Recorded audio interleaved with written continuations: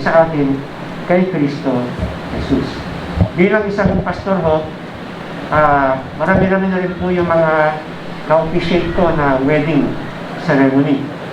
At alam natin na if we have attended some wedding ceremonies, especially mga Christian wedding, ay meron hurong mga exchange of vows na tinatawag. Di ba? At doon po sa exchange of vows na yon, nandun po yung mga masarap pakinggan na mga salita. Nandun po yung mga salitang for sickness and for health, for good and for bad, for what else? For rich and for poor, till death do us part. So, ibig sabihin, ang maghihiwalay lamang sa mag-asawa ay kamatayan. At alam nyo, during the wedding ceremony itself, parang wala pang masyadong dating yan. Kasi nasa euphoric stage po yung groom and bride. Di ba? Masaya pa, mga bata pa.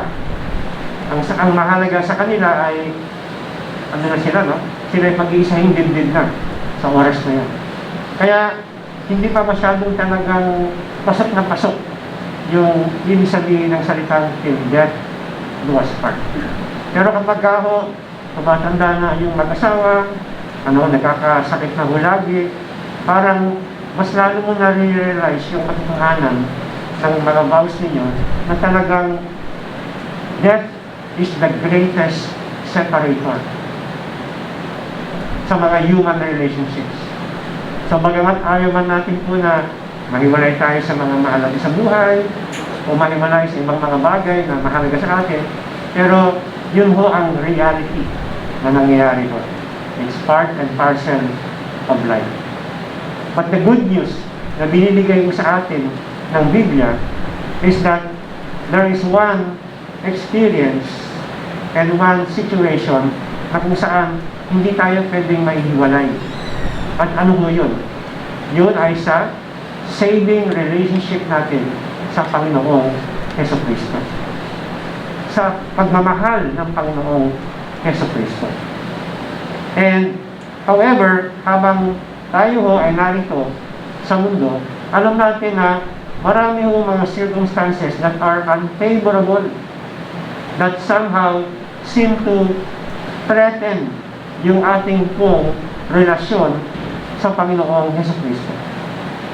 Pero ang tanong ko rito ay, is it possible for circumstances to rob a believer of his salvation? Well, sabi ho ng verse 35, nakalista ho dyan, nilista ho ni Pablo, a representative few of the countless ominous circumstances that faithful believers may encounter in this present world. So mamaya ho, titignan po natin yan, no? Pero bago ho natin tignan yung listahan na yan, and by the way, those list or that list ay hindi po exhaustive. Maaaring siya ay ganyan comprehensive, pero hindi po siya talaga nilalagay lahat yung mga circumstances na ating na-experience sa buhay. But before we go to that, as we look at the next slide, mahalaga rito na tignan mo natin at pagtuunan din ng pansin, panandalian, yung salitang pag-ibig o pag-ibig ni Kristo. So what does the love of Christ connotes? Well, it does not, number one, refer to our love for Christ, but rather to His love for the believer. Okay? So, hindi ko ito tumutukoy sa pagmamahal ng tao o pagmamahal ng Christian sa Diyos.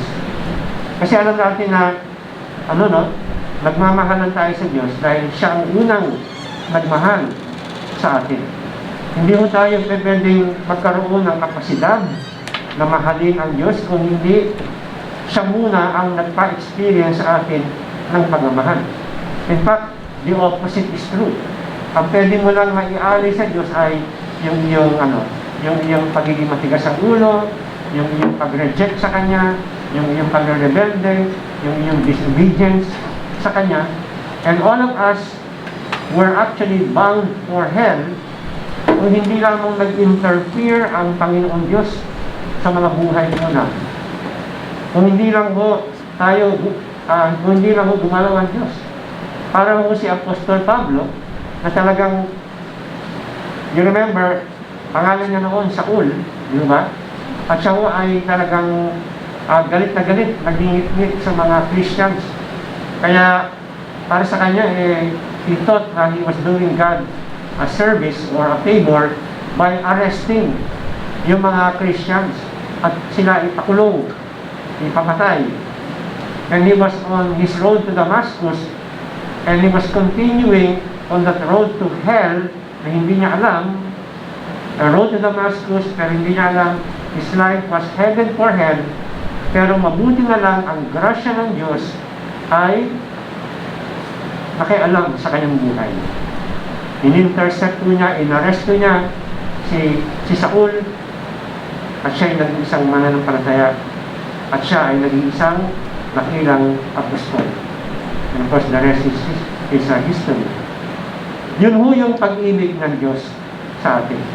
Kung yung pag-ibig lang ho natin ang magiging batayan ng permanence ng ating relationship sa Diyos, wala ho yun. Kasi tayo ho, madalas bumibitaw ho tayo sa Diyos di ba? Madalas ang ating pag-ibig ay nanlalamig. Yun nga ho yung condemnation ng Panginoon Diyos sa mga taga-Ephesus sa Revelation chapter 2. Sabi, you have left your first love. Hindi naman ho nawala yung pag-ibig ng Diyos sa kanila, pero hindi na ho ang Diyos ang naging foremost sa kanilang buhay. Naging half-hearted na yung kanilang pagmamahal sa Panginoon Diyos. They were doing things no longer out of love for God, but siguro out of obligation or out of duty na lang yung kanilang mga ginagawa. Wala na yung passion for Christ's glory.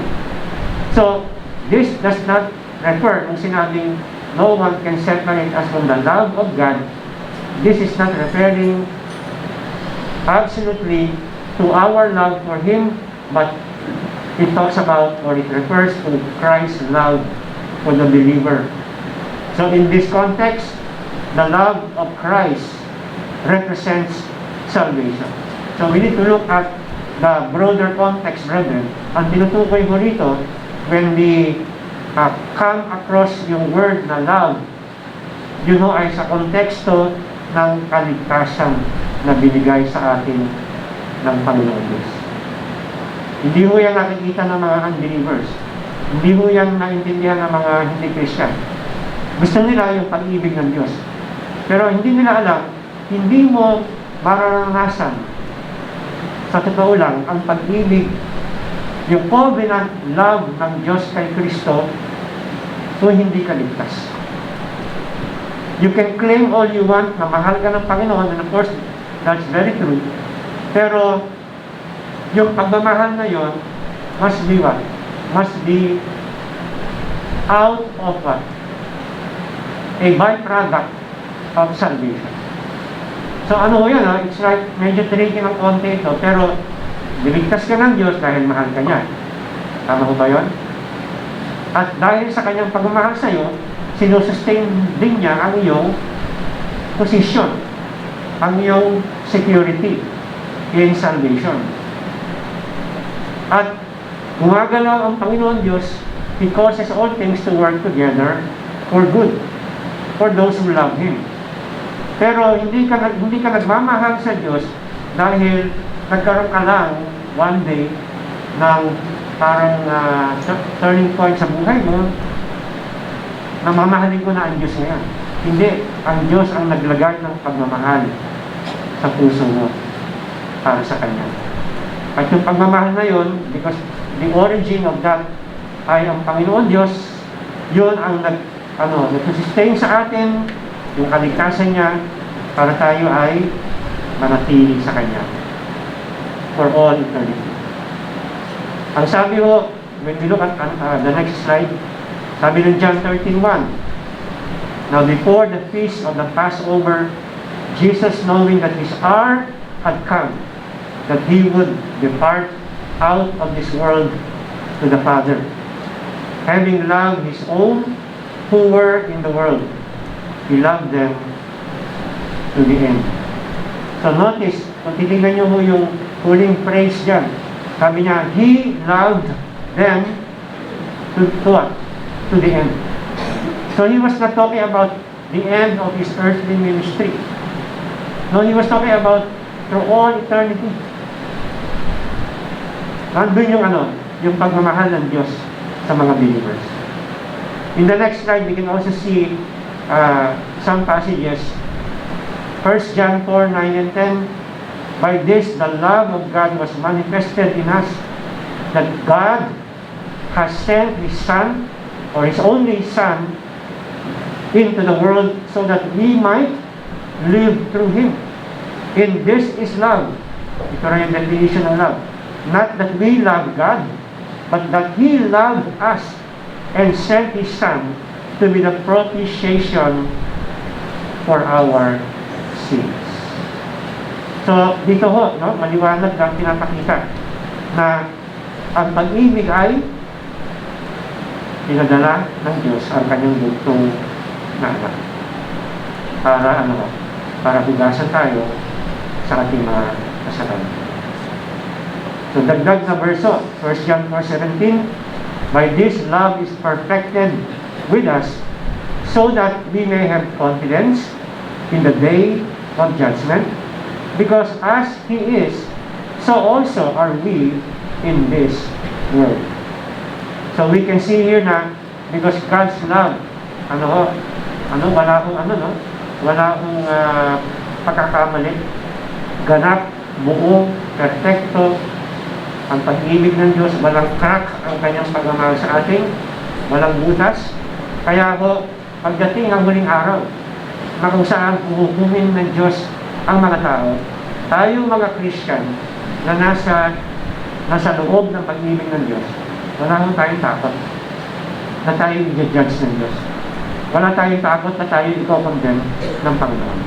Kasi alam mo, there is no longer no condemnation to those who are in Christ Jesus. Alam mo na there is no longer any separation. Yes, death might separate you from your loved ones, but death will never separate you from Jesus Christ. In fact, it will eternally unite you with Christ. Ganun ang ginagawa. Kaya sabi ni Paul, for me to live is Christ, and to die is gain. Alam mo niya, to be absent in the body, sabi ni Paul sa mga Corinthians, is to be present with the Lord. So, yun ho yung pag-ibig na binabanggit dito. The covenant, steadfast love ng Panginoon in the context of His saving act.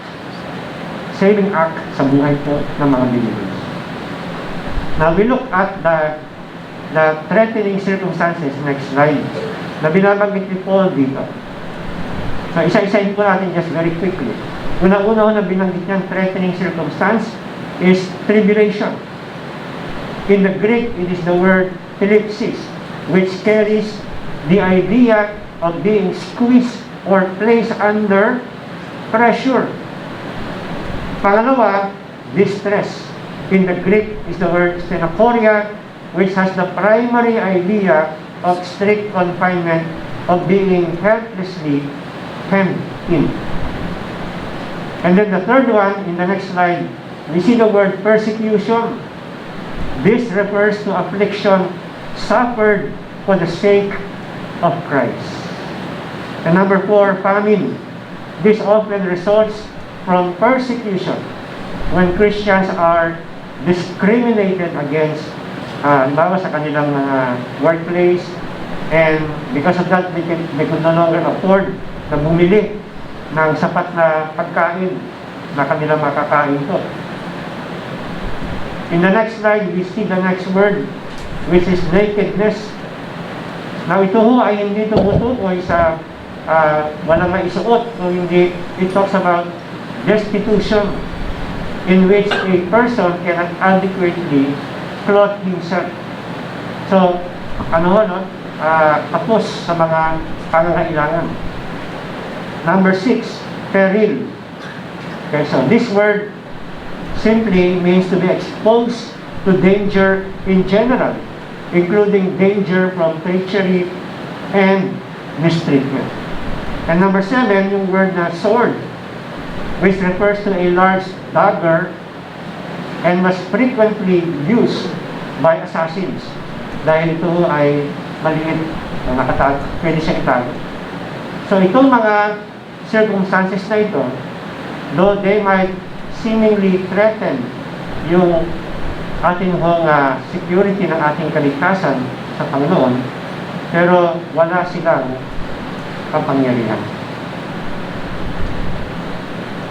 We might be vulnerable sa mga bagay na yan, pero these things, kahit na sila ay pagsamasamahin, at kahit na sabay-sabay mong maranasan yung mga bagay na yan, at kahit na araw-araw mong maranasan yung mga circumstances na yan, wala silang kapangyarihan para ikaw ay ihiwalay sa pag-ibig ng Panginoon. Quoting from the Septuagint, next slide, is the Greek Old Testament. Nag-quote po si Paul sa Romans 8:36.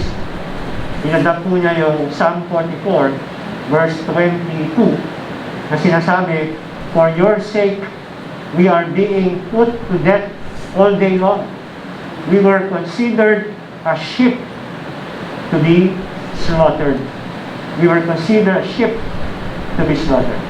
Now, yung mga sinasabi ni Paul, borrowing from Psalm 44, verse 22, ay hindi lang isang bagay na sinasabi niya, pero wala naman siyang personal na pinagdaanan o karanasan sa mga bagay na yan. In fact, sinasabi nga niya sa 2 Corinthians 11, in the next slide, yung kanyang personal na mga experiences.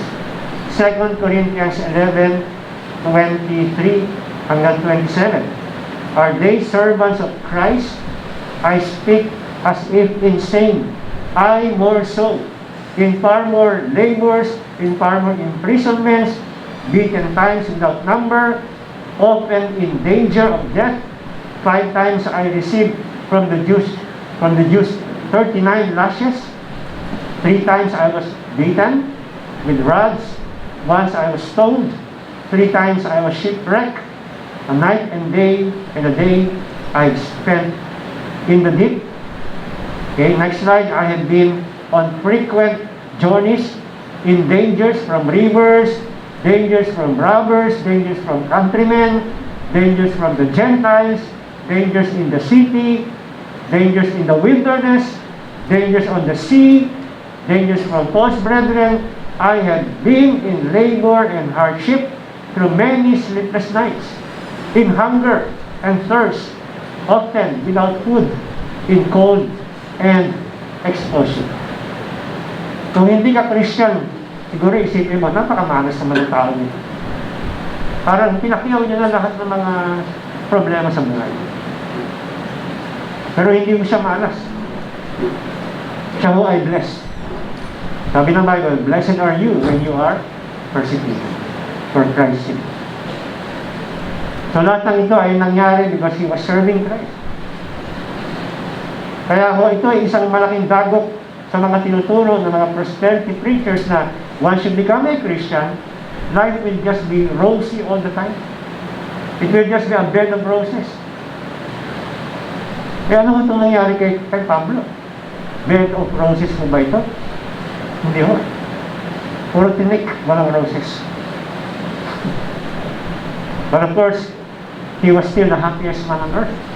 You look at Philippians, the book of Philippians, ang theme po niyan ay joy in the Lord. And he was exhorting the Philippian brethren to rejoice in the Lord always. And again I say, rejoice. So, sa kanyang personal na experience, kanyang tinuturo sa atin ito. So in the next slide, simply put, Christians should not be surprised when they have to endure suffering for the sake of Christ. All for the sake of Christ. Ang sabi ni Peter na Do not think that you are blessed because you are suffering. Because if you are suffering as a consequence of doing evil, wala akong blessing mo. But if you are suffering for the sake of Christ, sabi niya, you are indeed blessed. And the blessing there is that even all these circumstances put together, thrown against a believer, they have no power to separate us from the love of Christ. Now, in the second main point po natin, in the next slide, we will see the triumph of Christ's love. Ang sabi ho dyan, no in all these things. Verse 38, we are more than conquerors through Him who loved us. H.B. Charles Jr., the next slide says, these 5 words, we are more than conquerors, translate a compound Greek term used only here, a word that means to prevail in conflict, and a preposition that means over and above. It is a glorious conquest, overwhelming triumph, or superlative victory. So we can see here, brethren, na we win, next slide, we win in spite of. So you cannot be called a conqueror or a victor kung wala ka namang ginati. Wala kang tinalo. Walang challenge na dumating sa buhay mo. We win in spite of. Kaya sabi niya, in all these things, we are more than conquerors. The victorious Christian life does not exempt us from trials. We are victorious amid and during these things. Likewise, in the next slide, we win because of. We are more than conquerors through Him. So nandun po yung stress, through Him. Tayo ay nagtatagumpay o nagtagumpay dahil kanino? Ano ang dahilan? Dahil kay Kristo Jesus na siyang nagmamahal sa atin. Again, quoting from H.B. Charles Jr., in the next slide, sabi niya, we do not prevail by our strength, wisdom, resources, heroism, or determination. We are more than failures, but Christ loved us. The love of Christ made us more than conquerors at the cross. Colossians 2:15 says, He disarmed the rulers and authorities and put them to open shame by triumphing over them in Him. So kung tayo lang ho, we are all failures. Amen? We cannot defeat Satan. We cannot defeat, brethren, most of the circumstances na kinakaharap po natin. And sometimes we cannot even defeat our own, self-weaknesses. But in Christ, we are more than conquerors. Amen? And of course, you need to go back to the cross. Dahil doon po, He destroyed the work of Satan. He bruised the head of Satan. And He defeated our enemy, which is death. The third point in our sermon is the persuasion of God's love. Sabi ng verse 38, for I am convinced. The word means to be assured or persuaded. It is in a grammatical emphasis that speaks of a settled conviction. Paul's certainty was rooted in divine revelation and personal experience. In fact, sa kanyang mga statements in 2 New Testament passages, beginning with Philippians 1:6, next slide. Sabi niya rito sa mga taga-Philippians, I am sure of this, that He who began a good work in you will bring it to completion at the day of Jesus Christ. The other verse in 2 Timothy 1:12, for this reason I also suffer these things, but I am not ashamed, for I know whom I have believed, and I am convinced that He is able to guard what I have entrusted to Him until that day. Nandun ho yung persuasion, yung ano, no? He is totally convinced. Wala hong anumang pagdududa na ang sinimula ng Diyos, kanyang tatapusin. The author and perfecter of our faith. The next thing that we can see in the next slide is the perfection of God's love, which is recorded by Paul in verses 38 and 39. Now, looking back at verse 35, brethren, doon ho, Paul dismisses 7 threats to Christ's love. So, nakita ko natin yun a while ago. Dito naman ho, sa verses 38 and 39, dinagdagan mo niya ng 10 threats doon sa listahan sa verse 35. And he declares God to be what? Lord over them all. So we begin with, in the next slide, He is Lord over existence. Death nor life. Sabi yung ni Steve Lawson, now if you think about it, life does separate us from a lot of things. Life separates us from parents by their death. Life can separate us in marriage, relationships, business, health, wealth. There are a lot of separations that occur within life. But one separation that will never occur within your life, no matter what you do or how you live, is the love that God has for those who are in Christ Jesus. We need to understand it is an unconditional love that is not caused by anything in us.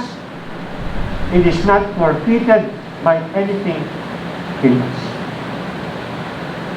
Of course, if you are a believer, you live for the glory of God and to obey His will.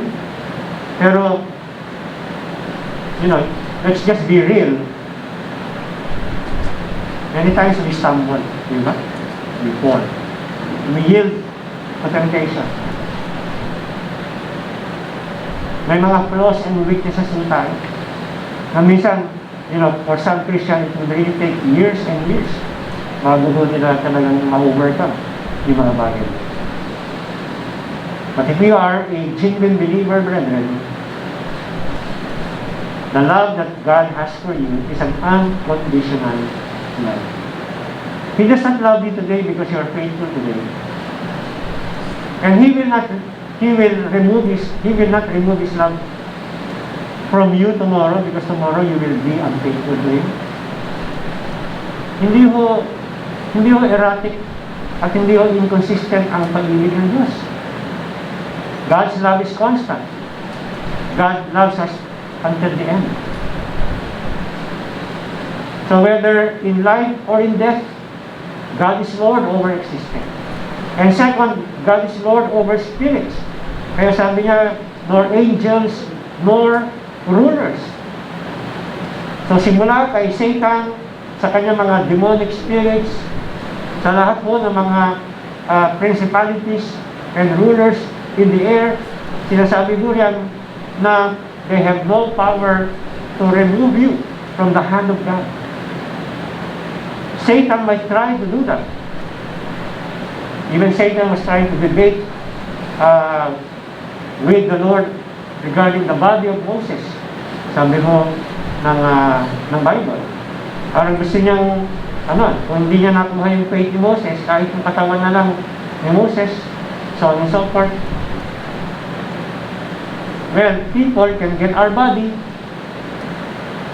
Pwedeng sunugin ng tao yung katawan natin. Pwedeng chap-chapin ng tao yung katawan mo. Pero yung relasyon mo sa Diyos, hindi mo pwedeng kunin. Hindi tayo pwedeng mahiwalay sa pag-ibig ng Panginoon Diyos. God's love, Christ's salvation is Lord over time. Sabi ni Paul, nor things present, nor things to come. So when you talk about the present, everything that is happening in your life at this very moment, if you're living, if you will live until, let's say, 85 years old, so lahat na naging problema mo o circumstances, simula nung pinanganak ka, hanggang sa bagong malagutan ka ng hininga, hindi yun makapaghihiwalay sa iyo. Akala mo lang hindi ka na mahal ng Diyos. Akala mo lang iniwanan ka na o pinalimutan ka ng Diyos, pero hindi. In this present crisis in your life, brethren, God is your Paraclete. God is your Emmanuel. Ngayon hong year 2024, may mga challenges, may mga problema kung tayong kakaharapin. But do not forget, brethren, that when doubt creeps in your mind, remember, God's love is constant. Napatunayan ng unang Diyos ang kanyang dakilang pagmamahal sa atin ng kanyang sinakripisyo, ang kanyang bugtong na anak. The love of God is settled already on the cross. Wala nang ibang pwedeng maging standard ng pagmamahal ng Diyos. Maliban ito, sakripisyo ni Kristo para sa atin. He is Lord over time. In the next slide, we can see three more things. Lord over powers. Lord human or spiritual powers. Lord over space. Nor height, nor depth, nor anything else in all creation, and this includes everything in the created world. Kaya ho, maaaring sabihin natin baka naman ito ay gamitin Pastor Mong ng mga tao na to continue to think na this can be to propel them to sin more, maging license to continually disobey the Lord. Pero hindi mo eh. If you are a believer, your appetite is to obey the Lord. Hindi nyo gagamitin ito na parang lisensya para magpatuloy sa pagkakasala. Sabi nga ni John MacArthur, in the next slide, he clarifies, if a professing Christian turns his back on the things of God or lives persistently in sin, he proves that he never belonged to Christ at all. Such people have not lost their salvation, but they have never received it. Kasi minsan narinig ko natin, ay, dati Christian yan. Dati born again yan. Wala nang tinuturang Bible na gano'n. You do not get born again more than once. Some beses lang yung pagiging born from above or born in the Spirit. No one loses his salvation. If a person is living, just like the rest of the Gentiles, malamang ho, such people have not lost their salvation, but have never received it. So all who are genuinely saved, next slide, they are eternally saved. Let me just repeat that. All who are genuinely saved are eternally saved.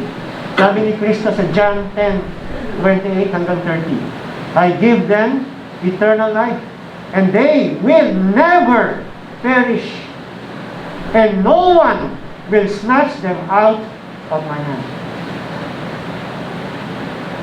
My Father who has given them to me is greater than I, and no one is able to snatch them out of my Father's hand.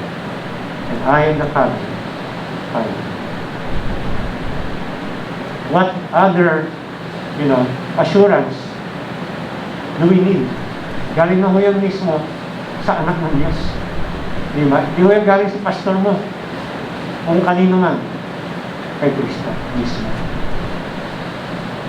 And we see here the proof of God's love in the next slide. Sabi ni Paul, nothing will be able to separate us from the love of God in Christ Jesus our Lord. In verse 35, it is saying that the love of Christ holds us. In verse 39, it is saying that the love of God holds us. The love of Christ is the love of God. Yet the love of God is proven in Christ Jesus our Lord. Sabi mo ng 1 John 4:8, next slide, God is love.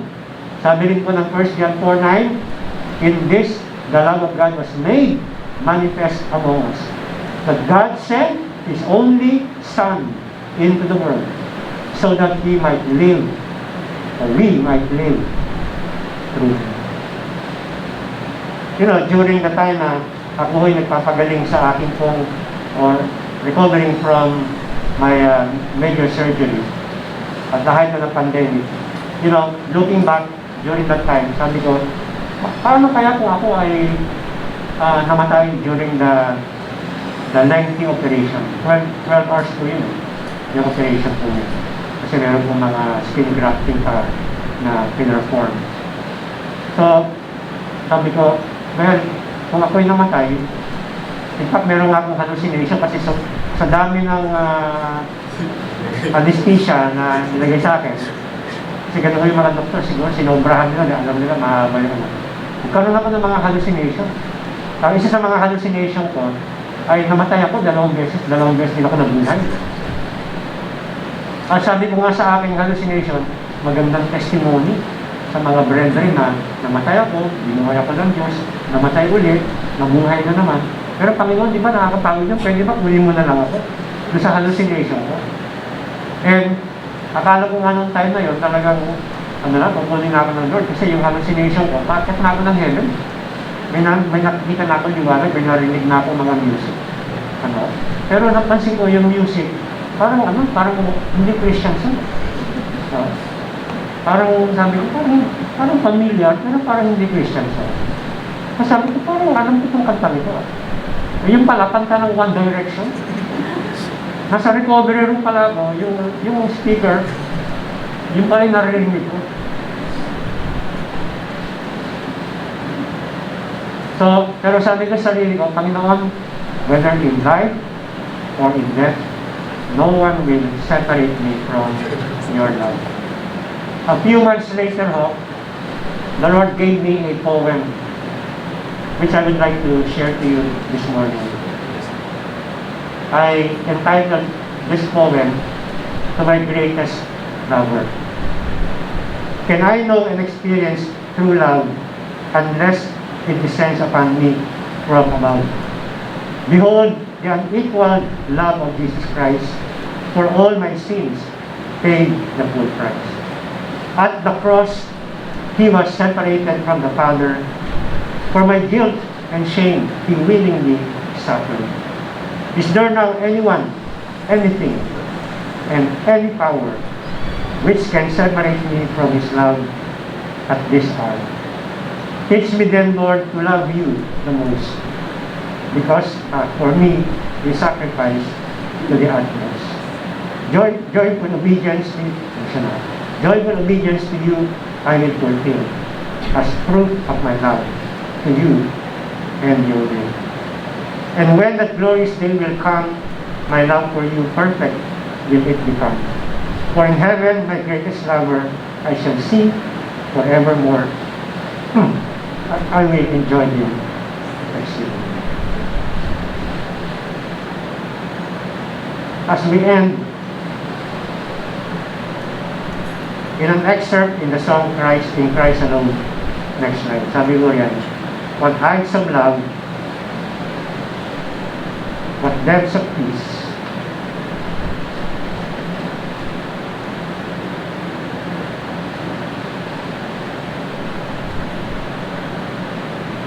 when fears are stilled, when striving cease, my comforter, my all in all, here in the love of Christ I stand. No power of hell, the scheme of man, can ever pluck me from his hand. Till he returns or calls him home, here in the power of Christ. So as we conclude in the last slide, Romans chapter 8 starts with assurance in verse 1. There is therefore no condemnation, and it ends with a powerful statement in verse 39, no separation. All because of God's love in Christ Jesus our Lord. For that we are deeply and eternally grateful. To God be all the glory. Tayo na namin.